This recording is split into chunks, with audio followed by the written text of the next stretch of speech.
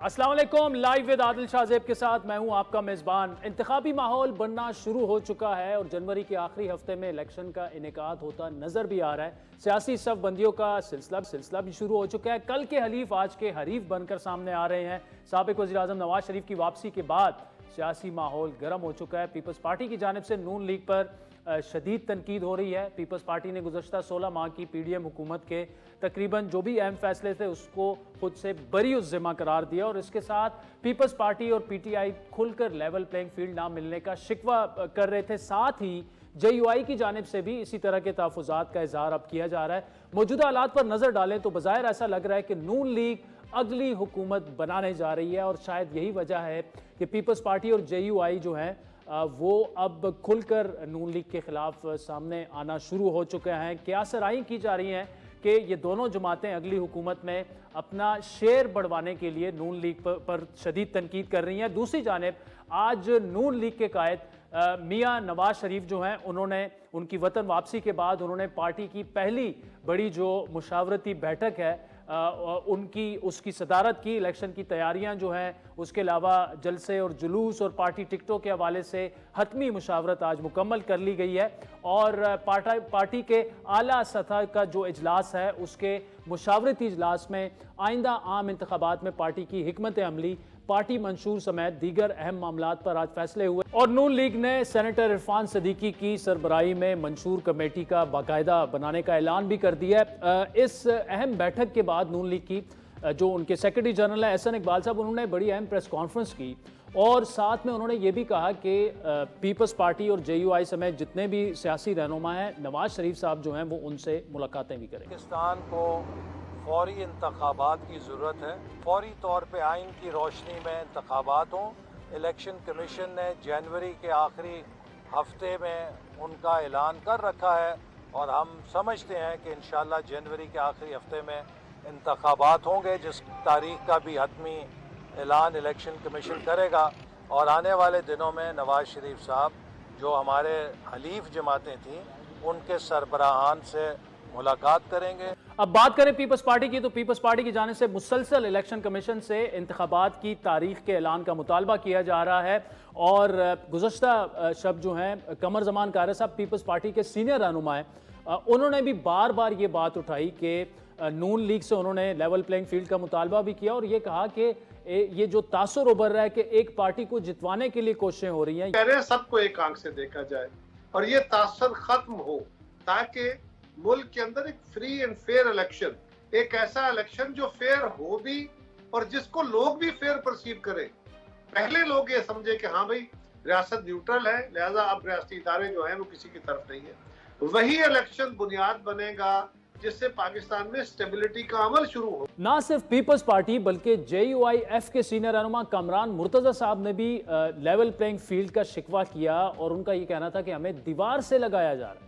कौन चाहेगा कि आप असेंबलीज में ना आए और कौन चाह रहा है कि आपको लेवल प्लेइंग फील्ड नहीं मिलनी चाहिए? इसकी क्या वजूहात हो सकती हैं? ये आप बताइए कि कौन चाह रहा है कि कोई मखसूस पार्टी आए, तो वो उस चाहत में जो है ना, वो अगर किसी के हवाले से कोई चाहत हो या ना हो या कम चाहत हो तो वो भी माइनस हो जाता। तो ये पैगाम जो है ये उन्हीं लोगों के लिए है जिनकी चाहत है कि कोई मखसूस सेटअप आए। फर्ज कर लीजिए कि हमें भी दीवार से लगाया गया या हमें ही दीवार से लगाया गया, यहाँ से तो चलें असम्बलियों से तो निकाल लेंगे, मगर असम्बलियों से निकलने का भी एक नतीजा हुआ करता है और वो नतीजा जो है वो 2018 के बाद आपने देखा। राजी तफसीली गुफ्तगू करने के लिए हमें ज्वाइन किया नून लीग के सीनियर रहनुमा साबिक वफाकी वजीर हनीफ अबाई साहब ने। अबाई साहब, बड़ा अहम आज इजलास हुआ। 4 साल के बाद नवाज शरीफ साहब ने बजाते खुद यहाँ पे शिरकत करके आपके इजलास की सदारत की। अब एहसन इकबाल साहब ने तो आज ये कहा कि इलेक्शन की तैयारी आपने शुरू कर दी है, टिकट्स की दरख्वास्तें लेना शुरू कर दी हैं, लेकिन आपकी जो हलीफ जमातें रही हैं पीपल्स पार्टी और JUIF, उनका गिला ये है कि आप इलेक्शन की तारीख तो मांगें तो सही ना, तारीख देना जाहिर बात है इलेक्शन कमीशन का काम है, लेकिन आप तो अब तक इलेक्शन की तारीख पे गए नहीं हैं, उनसे मांग ही नहीं रहे। देखिए शाह साहब, पहली बात तो ये है कि फिर आपने खुद ही कह दिया कि तारीख देना जो है वो इलेक्शन कमीशन का काम है। यही काम PTI करती रही, वही काम हम शुरू कर दें। अब ये है कि इलेक्शन कमीशन ने जनवरी की बात की हुई है और मुझे उम्मीद है कि जनवरी में इलेक्शन जो है वो शुरू हो जाएंगे अल्लाह ताला के फजल करम से। तो इसलिए इसमें कोई दूसरी राय मुझे नज़र नहीं आती कि इलेक्शन ना होने वाली बात मुझे नज़र नहीं आ रही शाह साहब। तो इसलिए वो दूसरी जमातों का ये कहना कि जनाब इलेक्शन की डेट मांगे, तो सारे ही मांग ले, आप भी मांग ले, हम भी मांग रहे हैं। हम तो कह रहे हैं कि इलेक्शन हो, हम तो नहीं कह रहे कि इलेक्शन ना हो। और अब इलेक्शन जनवरी में ही होंगे ना, अगर 90 डेज भी रखें तो जनवरी में मुकम्मल हो जाएंगे 90 डेज, जो आज से अगर गिनना शुरू करें तो इसलिए कि इलेक्शन से कोई भी नहीं भाग रहा। अगर दूसरा मानिए आप इसका ये निकाल रहे हैं तो हमने तो तैयारी पहले से शुरू कर दी थी, और 21 अक्टूबर का जो हमारा इवेंट हुआ है उसने तो पूरे पाकिस्तान में हमारी पार्टी को मोबिलाइज कर दिया है।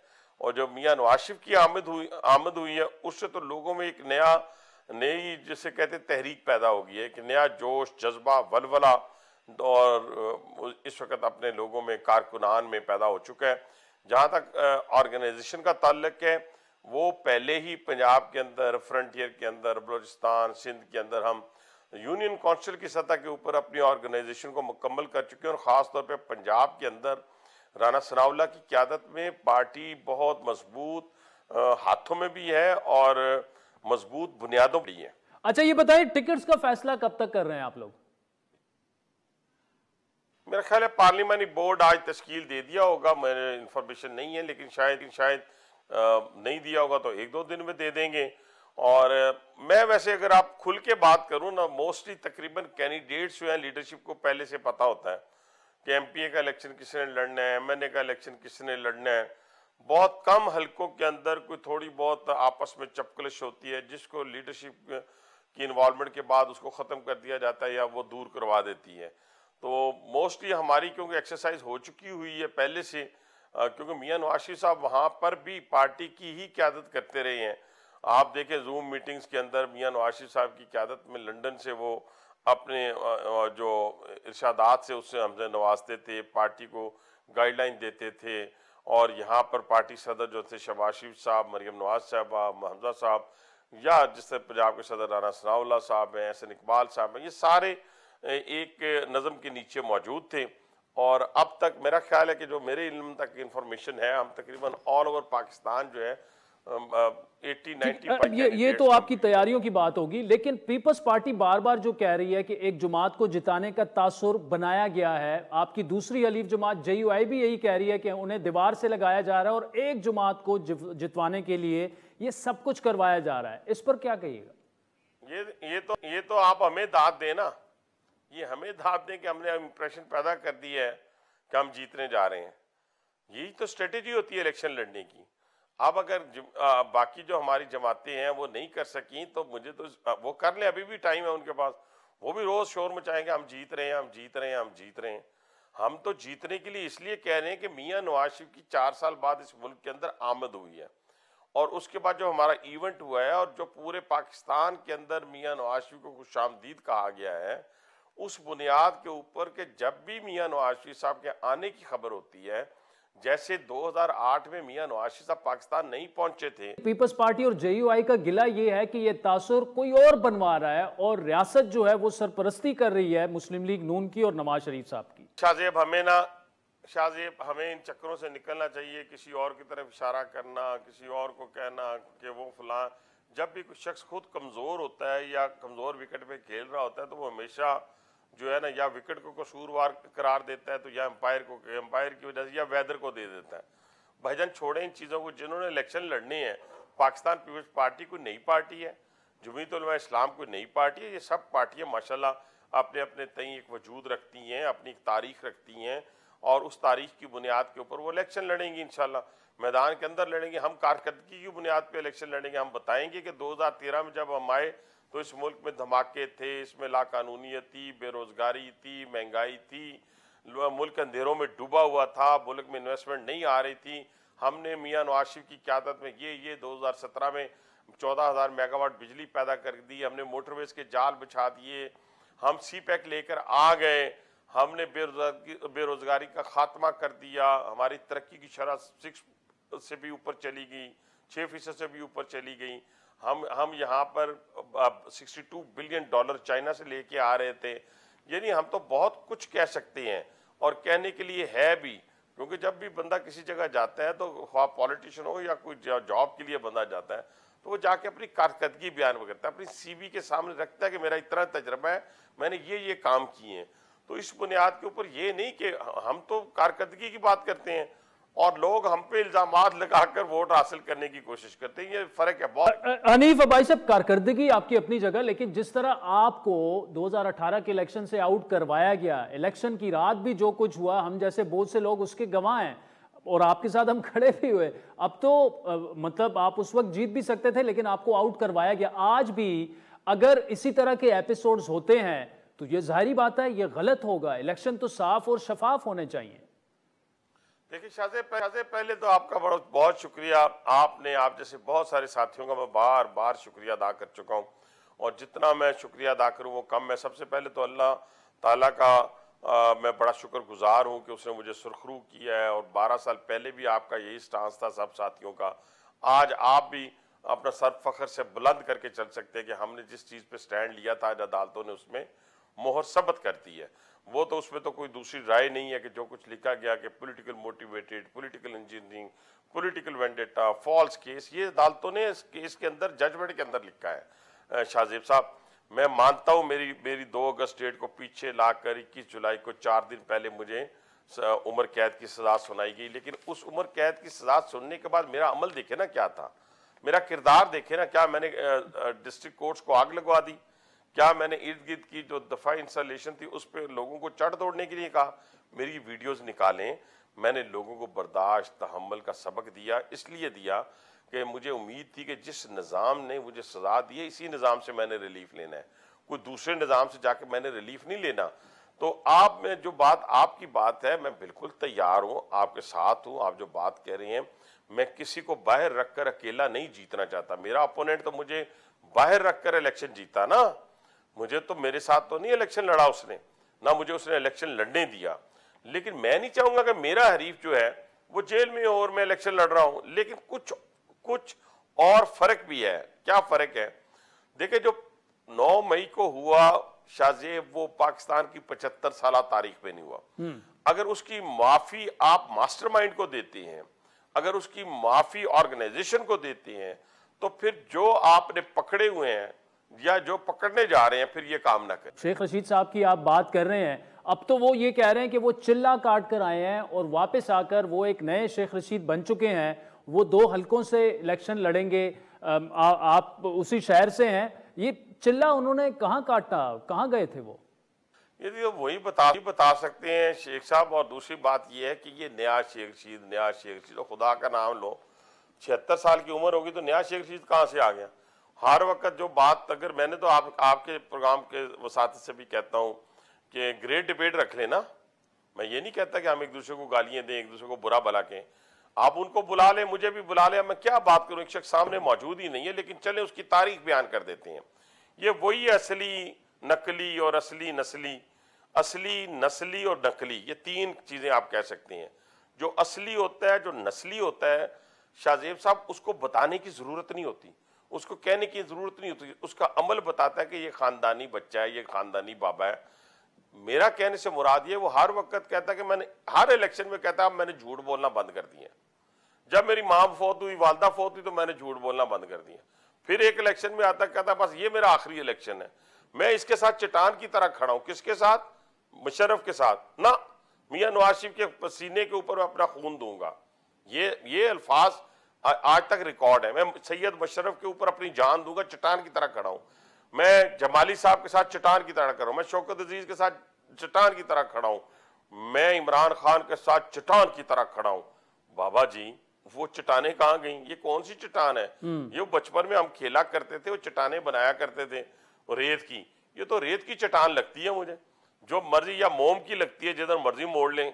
ऐसी चट्टानों को रहने दें। ये झूठ की सियासत, मुनाफिकत की सियासत और ये रंगबाजी की सियासत अब पाकिस्तान में भी दफन हो चुकी है और खास तौर पे रावलपिंडी में अब इसका कोई वजूद इस सियासत का नहीं रहा। जहां तक सूरत हाल है कि जो वो कहते हैं मैं 2 इलेक्शन भी 3 जगहों से लड़े, 4 जगहों से लड़े, जहां से मर्जी लड़े। अब तो मेरा ख्याल है कानून भी बन गया हुआ है 2 हलकों से इलेक्शन लड़ने के लिए। तो मेरे साथ, मैं तो अल्लाह के फजल को हमेशा शामिल हाल रख के बात करने लगा हूँ। 3 इलेक्शन इनकी पूरी फैमिली ने मेरे साथ लड़े हैं। एक इनकी फुफ्फो ने लड़ा है, वो भी आ रहे हैं 50,000 वोटों से। एक इनकी अपना भतीजे ने लड़ा है, वो 60,000 वोटों से, ये खुद लड़े हैं 70,000 वोटों से आ रहे हैं। अब मैं दोबारा अल्लाह ताला का फजल शामिल करते हुए और अपने नबी आखिर सल्लल्लाहु अलैहि वसल्लम के सदके ये कहूँगा कि इंशाअल्लाह ताला आने वाले इलेक्शन में हम मैक्सिमम इन वोटों से हनीफ अब्बासी साहब, thank you so much for joining us. राजीन, ब्रेक के बाद इंटरेस्टिंग नताइज सामने आए हैं। सुप्रीम कोर्ट बार के इंतखाबात के गैर हतमी नताइज के मुताबिक आसमा जहांगीर ग्रुप के जो शहजाद शौकत साहब हैं वो ये इलेक्शन जीत चुके हैं। बड़ा दिलचस्प नतीजा है। इससे पहले तो हामिद खान ग्रुप के आबिद जुबैरी साहब जो थे वो सुप्रीम कोर्ट बार के सदर थे। इन इंतखाबात का इम्पैक्ट क्या होगा? बड़े अहम केसेस चल रहे हैं, आइनी मामलात पर भी और सियासी केसेस भी बड़े चल रहे हैं। ब्रेक के बाद इस पर गुफ्तगू करेंगे।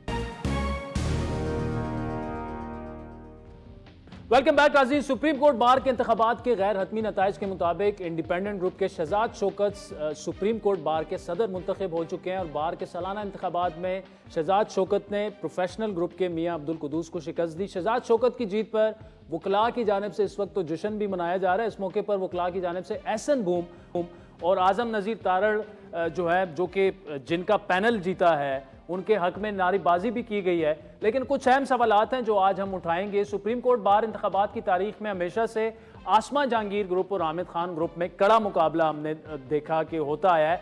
आज होने वाले इंतखाबात में आसमा जहांगीर ग्रुप ने ये कामयाबी समेटी है और नजरिए की बुनियाद पर आसमा जहांगीर ग्रुप के उम्मीदवार का बार की ये सारी सीटें संभालना कई अहम सवालात को भी जन्म दे रहा है, क्योंकि इस वक्त सुप्रीम कोर्ट में इंतहाई अहम नोयत के मुकदमात ज़ेर समात हैं या फिर उनके खिलाफ अपीलें दायर होनी है। इनमें वो मुकदमात भी शामिल हैं जिससे चेयरमैन पीटीआई का मुस्तकबिल भी वाबस्ता है। आर्टिकल 184(3) के तहत अपील के हक से मुतालिक practice and procedure act case में दिए जाने वाले फैसले के खिलाफ भी अपील होनी है। इसी माह 13 अक्टूबर को सुप्रीम कोर्ट ने मिलिट्री जो अदालतें हैं उनमें सिविलियन के ट्रायल के खिलाफ दरख्वास्तें मंजूर करते हुए मिलिट्री कोर्ट्स में सिविलियन का ट्रायल भी कलअदम करार दिया था। मुल्क की आला अदालत से सिविलियन का फौजी अदालतों में ट्रायल 5 रुकनी बेंच ने कलअदम करार दिया था। इस हवाले से खबर यह है कि हुकूमत फैसले के खिलाफ अपील दायर करने का इरादा भी रखती है। इस सूरत में सुप्रीम कोर्ट बार के सदर क्या हिकमत अमली अपना सकते हैं? साबिक वजीर दिफा और नून लीग के सीनियर रहनुमा ख्वाजा आसिफ इस फैसले को उन्होंने तनकीद से देखा। उनके मुताबिक फौजी अदालतों में सिविलियन का ट्रायल रोकने से जो दहशतगर्द हैं उनको भी तहफ़्फ़ुज़ मिल सकता है। उन्होंने क्या कहा, जरा सुनिए। आपको बताते चलें कि 2014 में पीटीआई का 126 रोज़ा धरना साने एपीएस के बाद इख्तिताम पजीर हुआ तो उस वक्त मुल्क भर में खुसूसन खैबर पुख्तनख्वा और बलूचिस्तान में दहशतगर्दी की बढ़ती हुई लहर पर काबू पाने और दहशतगर्दों को जवाब देने के लिए सिविल और अस्करी क़यादत ने एक जामे हिकमत अमली मुरतब की, जिसके तहत दहशतगर्दों के खिलाफ ज़रब ऑपरेशन हुआ। इसी दौरान उनको कड़ी सजाएं सुनाने की खातिर 2 साल के लिए मिलिट्री कोर्ट्स का क़याम अमल में लाया गया और ट्रायल हुए भी। जनवरी 2017 में आइनी मुद्दत मुकम्मल होने के बाद मार्च में इन अदालतों के दौरानिए में मजीद 2 साल की तोसी की गई। पीटीआई के दौर में भी 29 सिविलियंस का फौजी अदालतों में ट्रायल हुआ जिन्हें सजाएं भी मिली। इन्हीं तमाम मामलात पर गुफ्तगू करने के लिए हमारे साथ मौजूद है पाकिस्तान बार काउंसिल के एग्जीक्यूटिव कमेटी के चेयरमैन जनाब हसन रजा पाशा साहब और मारूफ लॉयर हाफिज एहसान खोकर साहब और आगे चलकर बलूचिस्तान के सीनियर सियासतदान ज़हूर बुलेदी साहब भी हमें ज्वाइन करेंगे। पाशा साहब, पहले आपसे, रिजल्ट तो आ गया है, आसमा जहांगीर ग्रुप जो कि आपका भी ग्रुप है उन्होंने कामयाबी तो समेट ली है। कैसे आप देख रहे हैं? क्या ये एक्सपेक्ट किया जा रहा था कि आप ही का ग्रुप जीतेगा? जी बिल्कुल, हम बड़े कॉन्फिडेंट से और हमें पता था कि हम जीतेंगे। उसकी वजह ये है कि देखिए मुख्तलिफ पार्टीज के वोटर्स होते हैं सुप्रीम कोर्ट में और बार एसोसिएशन में, और कैंडिडेट मुख्तलिफ पार्टियों से वोट लेके कामयाब होते हैं। और हम ये समझते हैं कि कैंडिडेट का किसी पॉलिटिकल पार्टी से ताल्लुक है भी तो वो जब बार का ओहदेदार बनता है तो फिर उसका पॉलिटिकल पार्टी नहीं होनी चाहिए। उसकी पॉलिटिकल पार्टी बार के प्रेमिसेस से बाहर हो सकती है, लेकिन बार के अंदर वो सिर्फ काले कोट की जो है वो पार्टी है। अब देखा होगा गुज़श्ता साल के साबिक सदर जो है उन्होंने मुसलसल एक पार्टी का साथ दिया और वो एक पार्टी के बयानिए को ही आगे बढ़ाते रहे, और जो petition supreme court of Pakistan में उस पार्टी ने की वो ही उन्होंने भी की। तो लग रहा था कि वो एक पार्टी की लाइन को टो कर रहे हैं, जो कि हम समझते हैं कि जब आप बार के सदर या अहदेदार बन गए हैं तो फिर आपकी कोई पॉलिटिकल पार्टी नहीं है, आप सबके साझे हैं और आपको सिर्फ आइन और कानून की बात करनी चाहिए। तो ये मैं समझता हूँ कि ये बयानिया हमारा जिसको लेके हम चले थे, वो अल्हम्दुलिल्लाह वकला ने उसको तकवीयत दी, वकला ने उसको एंडोर्स किया, और आज इतने हैवी मार्जिन से जो हमें कामयाबी नसीब हुई है, मैं समझता हूँ कि ये इसी वजह से हुई है कि उन्होंने उनकी जो गलत पॉलिसीज थी उनका उनका हमें बेनिफिट मिला है और आज हम सुरखरू हुए हैं। ठीक है हाफिज साहब, जो पाशा साहब बात कर रहे हैं, एक इम्प्रेशन ये उभरा कि जो साबिक जो एसोसिएशन थी बार के प्रेसिडेंट और पूरा सारा, और उन पर काफ़ी एतराज़ात भी हुए कि एक मखसूस पार्टी का वो खुलकर जो है हिमायत कर रहे हैं। ये जो रिज़ल्ट आया, क्या उसके बाद ये इम्प्रेशन आपके ख्याल में ख़त्म हो जाएगा? नहीं, ये इम्प्रेशन जो था जब प्रैक्टिस एंड प्रोसीजर एक्ट के ऊपर प्रोसीडिंग्स चल रही थी तो उस वक्त ये इम्प्रेशन जो था बड़ा वाज़े होके आया, और उसके अंदर ये था कि चीफ जस्टिस ऑफ पाकिस्तान जो है उन्होंने भी एक ऑब्जर्वेशन दी कि प्रेसिडेंट साहब आप ये बताएं कि आप किस पार्टी को रिप्रेजेंट कर रहे हैं। चूँकि जो भी बार एसोसिएशंस के ऑफिस बेरियर्स आते हैं उनकी प्राइमरीली रिस्पॉन्सिबिलिटी ये होनी चाहिए कि they should be apolitical, they should be neutral and they should work for the supremacy and rule of law. अगर इन चीज़ों से बाहर निकल के अगर आप अपने वेम्स या अपनी पार्टीज़ को लेके चलेंगे तो डेफिनेटली उसके ऊपर क्वेश्चन मार्क आएंगे। एक इसका ये एस्पेक्ट है। दूसरा इसका एस्पेक्ट ये है कि बार की एक एग्जेक्टिव कमेटी होती है और वो एग्जेक्टिव कमेटी मेजॉरिटी के साथ फैसला करती है। तो पिछले साल जो हमारी एग्जेक्टिव कमेटी थी उसके अंदर भी एक डिवीजन थी, और वो भी उसके रिजल्ट्स जो हैं वो रिफ्लेक्ट इस चीज़ के अंदर आए हैं कि बार की जो एग्जेक्टिव कमेटी चाह रही थी उसके दूसरी तरफ जाके जो है वो प्रेसिडेंट साहब जाते भी थे। लेकिन प्राइमरीली जो इस चीज़ के अंदर आया है वो ये आया है, ये जो इलेक्शन हमारा बार का होता है इसके अंदर 4-5 फैक्टर्स बड़े इंपॉर्टेंट होते हैं जी। एक आपका डेफिनेटली पर्सनालिटी होती है, ग्रुप होता है, प्रोफेशनल चीज़ें आती हैं, लेकिन उसके साथ साथ जो आपकी कनेक्टिविटी है या उसके साथ आपकी कोऑर्डिनेशन है या कैंपेन का मूव जो है वो भी सर्टेन चीज़ों को डिफ़ाइन करता है।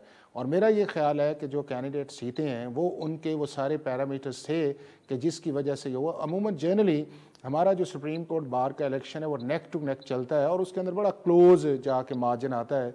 अब इस चीज़ के जो अंदर आया है वो आपने देखा है कि थोड़ा सा मार्जिन है, तो डेफिनेटली ये चीज़ें जिनकी तरफ आपने भी इशारा की। हाँ, एक और चीज़ जो है कि अब जो भी प्रेसिडेंट हमारा आए, जो आ गए हैं, शहजाद शौकत आ गए हैं, इन्हें अब इस चीज़ के अंदर ये चाहिए कि कॉन्स्टिट्यूशन, सुप्रीमेसी ऑफ लॉ, उसके बाद ए पॉलिटिकल, और उससे आगे जाके जो है कि हर केस के अंदर सुप्रीम कोर्ट बार एसोसिएशन को पार्टी नहीं बनना चाहिए। सुप्रीम कोर्ट का काम ये नहीं है बार एसोसिएशंस का कि जाके पटिशन्स फाइल करें। हाँ, सुप्रीम कोर्ट ऑफ पाकिस्तान को, बार को अगर चीफ जस्टिस साहब या बेंच एमाइकस के तौर पे बुलाए और वो बाज़ केसेस के अंदर नोटिस करते हैं तो उसके बार का वकार, बार का भरम और बार का वेटेज ज़्यादा होता है कि इंस्टेड ये है कि आप खुद एप्लीकेशन लेके चले जाएं और वहाँ पे जाके पार्टी बने। तो ये वो सारे फैक्टर्स हैं जो एक साल के अंदर चले थे।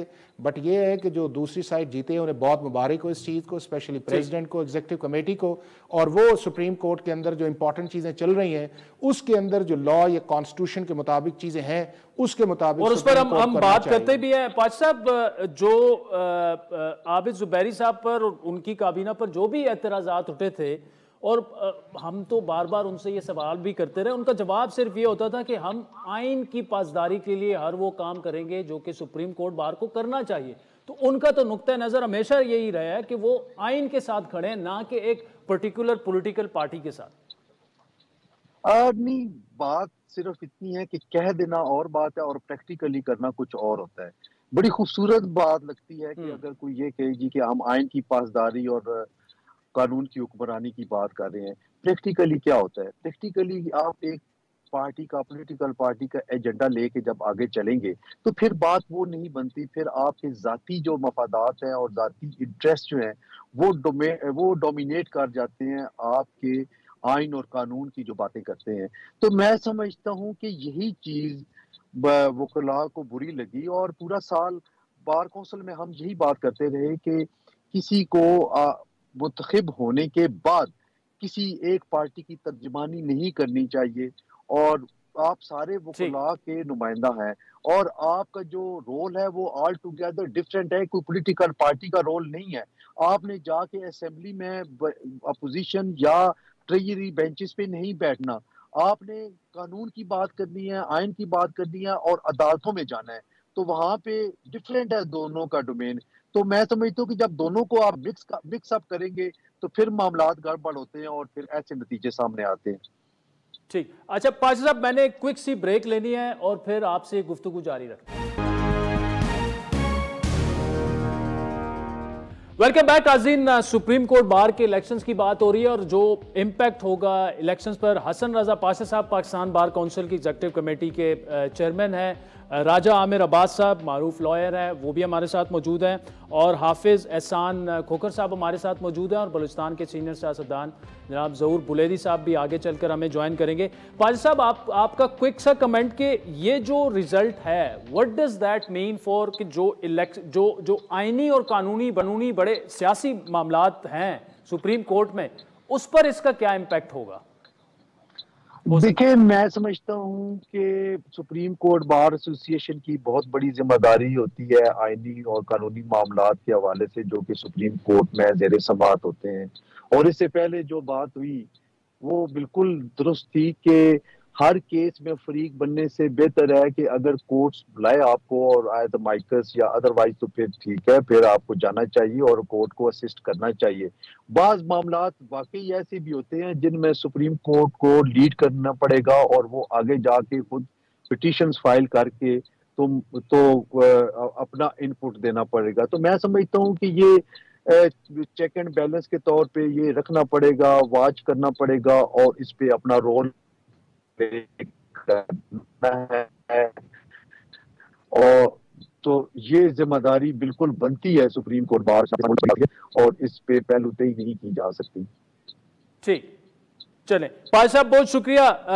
राजा आमिर अब्बास साहब, ये पाशा साहब बात कर रहे थे, इस पर आपकी टेक क्या है कि अब तो आसमा जहांगीर ग्रुप आ गया वहां पर, और जुबैरी साहब पर जारी बात है कुछ हल्के तनकीद ये भी कर रहे थे कि आप सियासी मामलात से सुप्रीम कोर्ट बार को दूर रखें। आपकी नजर में क्या इम्पैक्ट होगा इन मुकदमात का? देखिए जी, एक तो ये बात बिल्कुल क्रिस्टल क्लियर होनी चाहिए कि जो लॉयर्स के इलेक्शंस होते हैं, पर्टिकुलरली सुप्रीम कोर्ट बार के, उसमें जो भी साइड्स हैं उनको पॉलिटिकल एफिलिएशन तो हर आदमी का एक राइट है, लेकिन जहाँ पे एज ए आप लॉयर बॉडी आते हैं, वहां पे इस अमल को डिस्करेज किया जाता है लॉयर्स की तरफ से, जो सुप्रीम कोर्ट के प्रैक्टिसिंग लॉयर्स हैं, कि वो कोई पार्टी मैनिफेस्टोस या पार्टी चीजें लेके चलें, चाहे वो कोई भी हामिद खान साहब का ग्रुप हो या आसमा बीबी का ग्रुप हो। तो इस दफा रिजल्ट्स जो से हैं वो बेसिकली तो बड़े इम्पोर्टेंट हैं, क्योंकि कुछ बहुत जरूरी आईनी इश्यूज इस वक्त सुप्रीम कोर्ट में चल रहे हैं, जिसमें खासकर इलेक्शंस का मैटर है, फंडामेंटल राइट्स का है, मिलिट्री कोर्ट्स का है। तो supreme court bar association being the apex body, उन्होंने अपना इनपुट लाजमी देना है वहां पे, और वहां पे उन्होंने पार्टी की एफिलिएशन से हट के उन्होंने देखना है कि अगर आसमा ग्रुप नाम है तो आसमा बीबी क्या सारी जिंदगी किस चीज को लेके आगे बढ़ती रही हैं, उनकी क्या सोच थी, या जो आइन की सुप्रीमेसी ऑफ कॉन्स्टिट्यूशन। असल तो ये है कि अगर सुप्रीम कोर्ट के लॉयर्स भी अगर सुप्रीमेसी ऑफ कॉन्स्टिट्यूशन से हटते हैं तो इट मीन्स के वो फिर जो बॉडी है वो फिर पॉलिटिकल होगी। लेकिन मैं समझता हूँ कि ये जो रिजल्ट्स आए हैं, इससे हम आईनी तौर पे और आइन की बालादस्ती की तरफ बढ़ते हुए नजर आएंगे। हार जीत होती रहती है, लेकिन lawyers community as a whole, I believe कि वो सुपरमेसी ऑफ कॉन्स्टिट्यूशन और जो कॉन्स्टिट्यूशन में दी गई चीजें हैं, क्योंकि आगे इंपॉर्टेंट ईरा और पीरियड आ रहा है, उसमें वो जरूर अपने आइन को अपहोल्ड करने के लिए जद्दोजहद जारी रखेंगे और लॉयर्स की वेलफेयर और रखनी भी चाहिए। ठीक है, ठीक है। अच्छा ठीक है खोखर साहब, जो राजा आमिर अब्बास साहब ने मिलिट्री कोर्ट्स का जिक्र किया कि उसमें भी उनको ओपिनियन देना होगा, क्या इम्पैक्ट उस पर हो सकता है? अब तो फैसला तो हो चुका है और उसके खिलाफ सुना है कि गवर्नमेंट अपील भी कर रही है। देखिए, इस वक्त जो फैसला आया है 23 अक्टूबर का, उसके ख़िलाफ़ गवर्नमेंट ने डेफिनेटली जाना है अपील के अंदर, और उसे जाना भी चाहिए, चूँकि ये जो केस है ये आपके पाकिस्तान की नेशनल सिक्योरिटी का है, उसके बाद फंडामेंटल राइट्स का जिस तरह इसके अंदर कहा गया है, और उसके बाद एक 55 ईयर्स की स्टैंडिंग प्रैक्टिस है हमारे इस लॉ की या सुप्रीम कोर्ट के फैसलों की, और उसको एक 5 मेंबर्स बेंच ने ओवरटर्न किया है, डेविएट किया है, बावजूद इस चीज़ के कि 5 मेंबर्स बेंच से लेकर 11 मेंबर्स बेंच तक जो 17 मेंबर्स था, जिसमें 11 ने इन अमेंडमेंट्स के ऊपर और जो 20 कॉन्स्टिट्यूशन अमेंडमेंट आई थी उसको वैलिडेट भी किया था। तो ये सारी चीज़ें आगे जाएंगी, बट इंपॉर्टेंट इस चीज़ के अंदर ये है कि वो 30 डेज़ के अंदर अपील होगी, एक लार्जर बेंच उसके ऊपर बैठेगा, जो ये जजेस उसके अंदर शामिल नहीं होंगे, चीफ जस्टिस बड़ा बेंच कॉन्स्टिट्यूट करेंगे, और उसके बाद 14 दिन के अंदर जब 30 दिन पूरे होंगे ये केस फिक्स आएगा। लेकिन मैं इसको बड़े ब्रॉड एस्पेक्ट्स में देखता हूँ। वो इसका एस्पेक्ट ये है कि हमने 9 मई का एक केस लेके गए थे सुप्रीम कोर्ट ऑफ पाकिस्तान के अंदर, आर्टिकल 184(3) ऑफ द कॉन्स्टिट्यूशन, कि इस एक्ट के ऊपर जितने लोग भी हैं मुलव्वस हैं या इन्वेस्टिगेट किया जा रहा है उनका ट्रायल नहीं होना चाहिए, और ये एक प्रेयर थी। और बुनियादी तौर पे जो पटिशनर्स थे उनका ख्याल भी यही था या उनकी कोशिश भी यही थी और उनका सारा यही था इस मामले के अंदर कि मिलिट्री कोर्ट से जाके इसको रेगुलर कोर्ट्स की तरफ जाना चाहिए। अब अदालत ने क्या किया है कि उस प्रेयर के साथ साथ जो आपके लॉज थे, जो 1967 की अमेंडमेंट थी, जो सेक्शन 2D(1) के अंदर और सेक्शन 59(4) के अंदर है, उसको अल्ट्रा वायरीज ऑफ द कॉन्स्टिट्यूशन का है। अब इसका इम्पैक्ट क्या आया कि 9 मई को तो चले एक इंसिडेंट था, छोड़ें, और वो भी नहीं होना चाहिए था कि आपको मिलिट्री इंस्टॉलेशंस या मिलिट्री जो इस्टेब्लिशमेंट की जगहों पे जाने की ज़रूरत ही नहीं है, कि जब लॉ आपको मना करता है कि अगर आप जाएंगे तो आपका मिलिट्री लॉज के ऊपर अप्लाई करेगा। लेकिन leave aside for a moment जी, अब उसका इम्पैक्ट क्या आया है कि आपने जब मिलिट्री लॉ से सिविलियंस को निकाला है तो उसके अंदर सबसे पहले जो है आपके जो टेररिस्ट थे, इसका मतलब ये है कि अगर आपने वो किया है तो जो 21 कॉन्स्टिट्यूशनल अमेंडमेंट्स के नीचे जितने भी ट्रायल हुए थे और उनकी कन्विक्शंस जो थी और मैटर आज तक सुप्रीम कोर्ट के अंदर पेंडिंग पड़ा है, उसके ऊपर भी एक क्वेश्चन मार्क आएगा जो 350 है।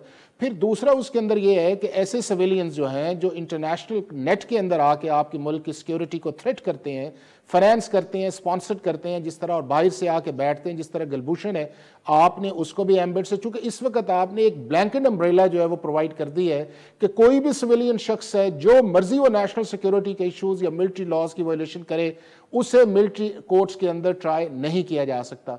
तीसरा ये है कि अगर आपका मिलिट्री ऑपरेशन ऑन गोइंग है, वो भी अशखास इससे निकल गए, आर्मी के रिटायर्ड ऑफिशियल्स है वो भी निकल, मोर देन आपका 40-50% आपकी जो मिलिट्री के अंदर लोग काम कर रहे हैं वो सिविलियंस हैं, वो रेगुलर मिलिट्री एम्प्लॉयज नहीं है, वो भी इस जुरिस्डिक्शन से निकल गए। और मोस्ट इंपॉर्टेंटली ये है कि कॉन्स्टिट्यूशन के अंदर जो इन लॉज को आर्टिकल 8 के अंदर प्रोटेक्शन थी सब आर्टिकल 3 के अंदर, उसको भी सुप्रीम कोर्ट ने कंसिडर नहीं किया, और वो जो 1973 का हमारे ओरिजिनल कॉन्स्टिट्यूशन के अंदर चीज थी सुप्रीम कोर्ट उससे भी आगे निकल गए हैं। तो ये बहुत ज्यादा क्वेश्चन मार्क आएंगे और एक अच्छा इस पे आमिर अब्बास साहब का भी पॉइंट ऑफ व्यू लेते हैं, लेकिन जहूर बुलैदी साहब हमारे साथ हैं, खैबर पख्तूनख्वा और बलूचिस्तान नाज़रीन, वो जो कि टेररिज्म से काफ़ी इफेक्टेड रहा है, और जब ये मिलिट्री कोर्ट्स का मामला हुआ तो वहां पर भी दो ओपिनियन है।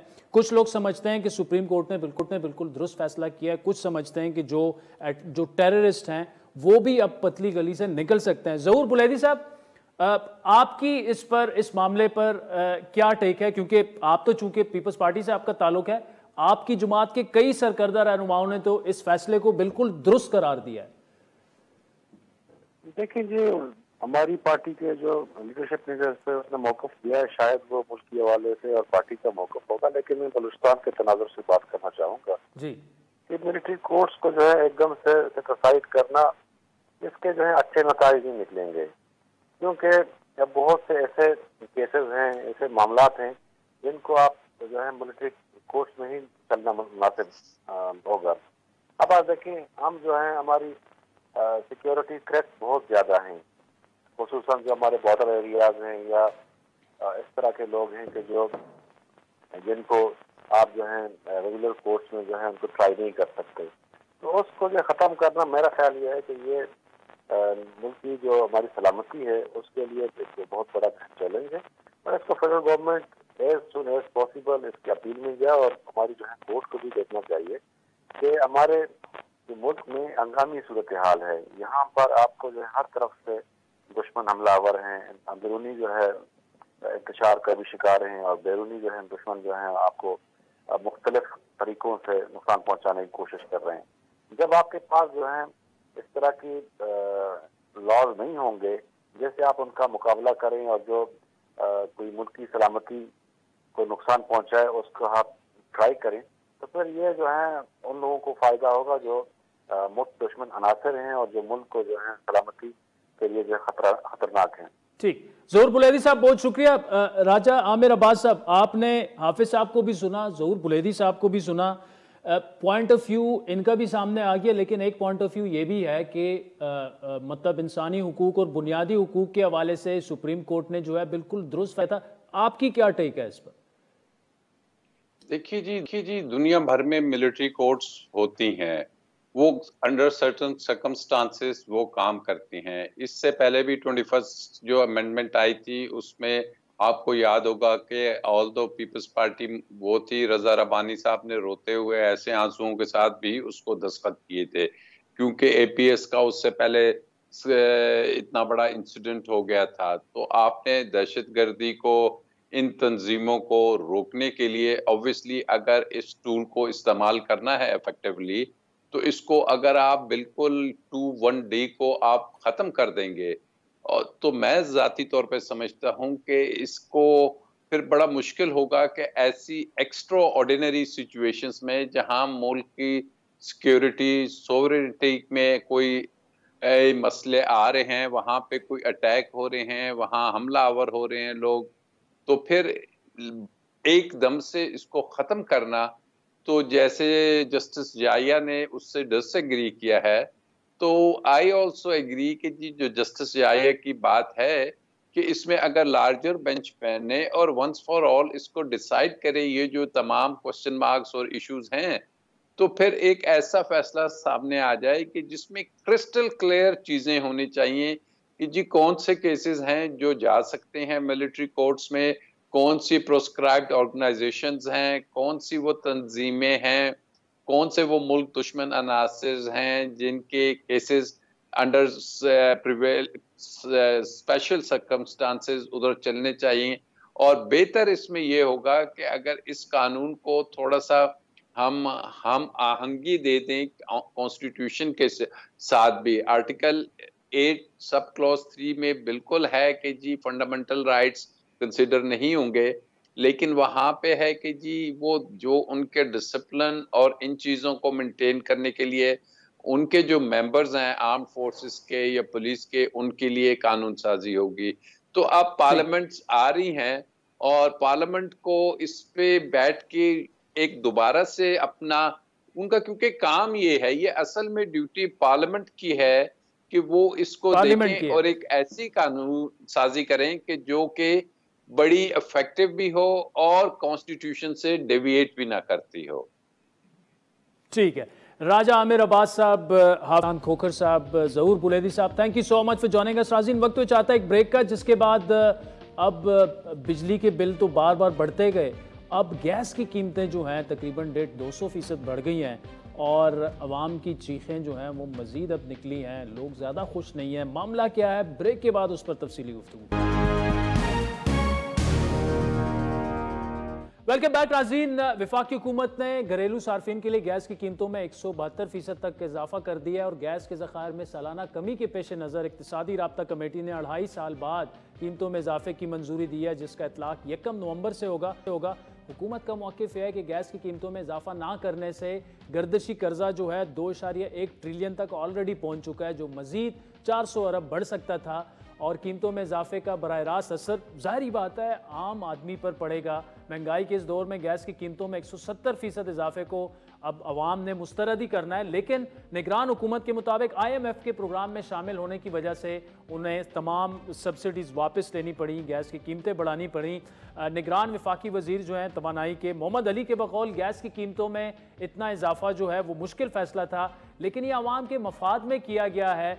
10 साल पहले सुई नादरन और सुई सदरन गैस कंपनियों का मुश्तरका नुकसान 18 अरब सालाना होता था, जो अब बढ़कर 80 अरब रुपए सालाना पर पहुंच चुका है। गैस की कीमतों में इजाफे के बाद पूरे मुल्क में पेट्रोलियम सेक्टर में सर्कुलर जो डेब्ट है या गर्दशी कर्जा है, वफाकी वजीर तवानाई का दावा है कि वो अब मजीद नहीं बढ़ेगा।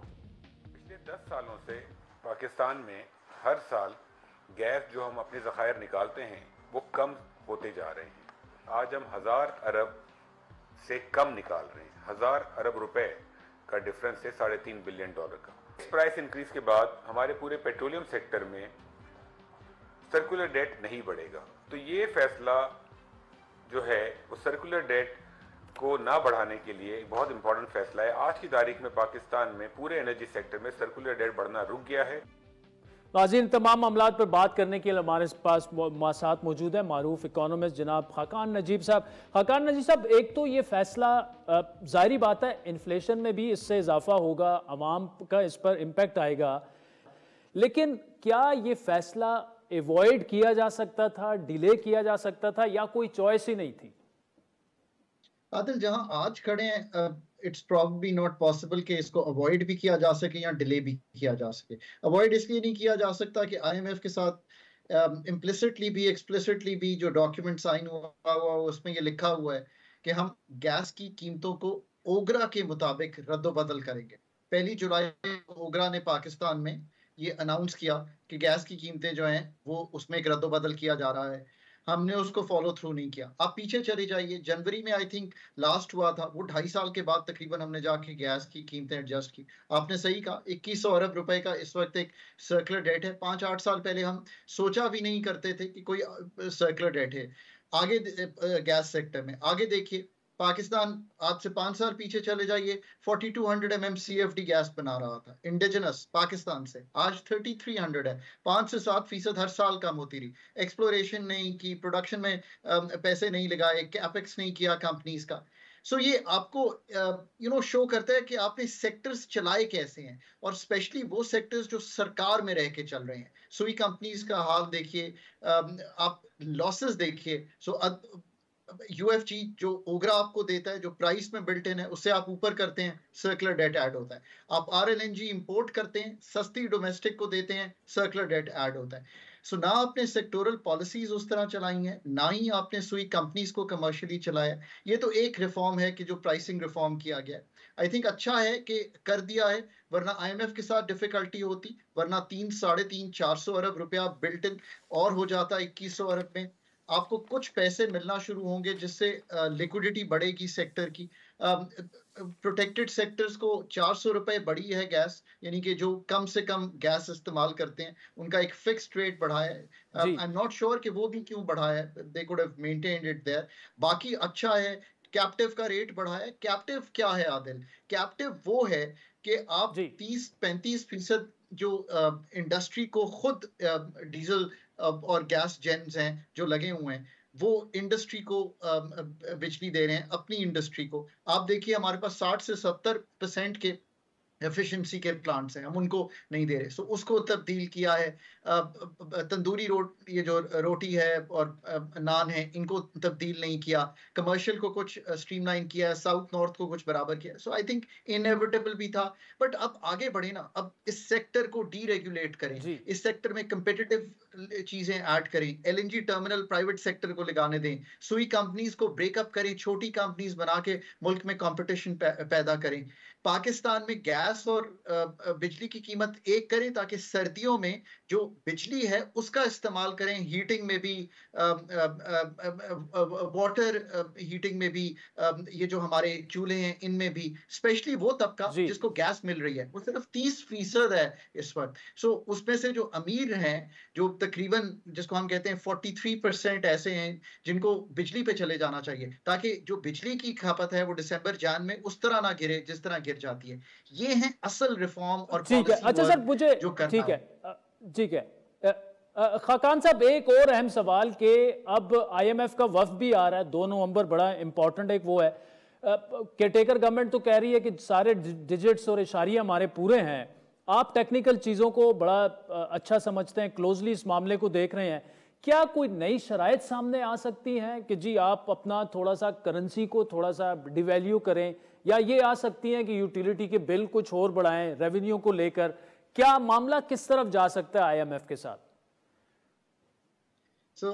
एक तो ये कि मैंने हमेशा and with you also in the programs and before हमेशा एक बात बड़ी क्लियरली कही है कि आईएमएफ के बगैर इस वक्त पाकिस्तान को डिफिकल्टी होगी। आईएमएफ से इनहराफ किया नहीं जा सकता। आईएमएफ को हमें साथ रखना है, एक्सटर्नल चैलेंजेस इतने सीवियर हैं। मैं आज भी उसी बात पे कायम हूँ, but let me add something new. IMF is a necessary condition for Pakistan, but it's not a sufficient condition for Pakistan's prosperity. Necessary condition में इस वक्त जो मैं अहदाफ देख रहा हूँ, मैंने बहुत ही आज गौर से एक्चुअली टाइम स्पेंड किया है कि जो डेटा आ गया है, देखिए जो फिस्कल का डेटा है वो on the face of it आपको दिखाई देगा कि जो फिस्कल का खसारा है वो वहीं पे खड़ा हुआ है, जो IMF के साथ उसके मतलब we are with in that bracket. Primary deficit जो है वो बल्कि सरप्लस दिखाई दे रहा है, FPR का टारगेट मीट हो रहा है, बट जब आप अंडरलाइन जाके कुछ चीजें देखेंगे तो दे आर ऑफ कंसर्न, सो आपको कुछ एडजस्टमेंट्स करनी पड़ेंगी। आपको FPR के टारगेट जो 9400 है उस तक भी पहुंचने के लिए व्हेन वी मूव अलोंग कुछ एडजस्टमेंट्स करनी पड़ेंगी, specially I think on the expenditure side. जब वो आके बगौर जायजा लेंगे तो आपको कुछ एडजस्टमेंट्स करनी पड़ेंगी, बट सितंबर 30th पे we will have a sailing on the fiscal which is comfortable. On the monetary side भी I think हमने अपनी monetary tightening रखी है, 22% का रेट है, I think we are doing okay. थोड़ी सी currency in circulation भी कम हुई है, और जो एक्सटर्नल चैलेंज है वो आई थिंक थोड़ा सा रिस्की है पाकिस्तान के लिए। $8.5 अरब के ज़खायर थे जब हमने IMF का प्रोग्राम किया, actually to be honest 8.7 billion के थे, इस वक्त तकरीबन $7.5 अरब पे नीचे चले गए हैं। सो ऑब्वियसली जो फॉरेन फंडिंग है बायलैटरल, कमर्शियल, मल्टीलैटरल, वो उस तरह से नहीं आई है जो आनी चाहिए। आई एम होपिंग कि IMF के साथ अब इस पे दोबारा बात होगी। थोड़ी एक्सपोर्ट्स भी वीक कर रही हैं जो प्रोसीड्स आई हैं, सो ये एक्सटर्नल का जो चैलेंज है वो दिखाई देगा। बट खरीफ क्रॉप्स बेहतर आ रही हैं, सो आपका जो थोड़ा सा GDP की ग्रोथ है आई थिंक उसको तकवीयत मिलेगी। LSM ने थोड़ा सा पिकअप किया है, सो ग्रीन शूट्स भी हैं इकोनॉमी में, ऐसा नहीं है कि सिर्फ ऑन द डाउन साइड ही हम चीज़ों को देख रहे हैं। फिर IMF आपसे आने वाले अहदाफ जो हैं उनको डिस्कस करेगा। एक चीज़ जो ओवरशूट करेगी वो है कि जो हमने डेट का एक्सपेंस रखा हुआ है वो आई थिंक ओवरशूट कर जाएगा। हमने 7,300 अरब रुपए रखे हुए हैं, ये आई थिंक 8,200-300 अरब के करीब चला जाएगा, सो उधर कुछ एडजस्टमेंट होगी। So with a bit of adjustments I think we can move along with the IMF and we must stick to the IMF as long as the program is of 9 months। ठीक Khaqan, thank you so much for joining us. नाज़रीन, आज के programme पर feedback जरूर दीजिएगा। हमारा Twitter handle है @आदिल शाहज़ेब। इजाजत दीजिए, अल्लाह हाफिज़।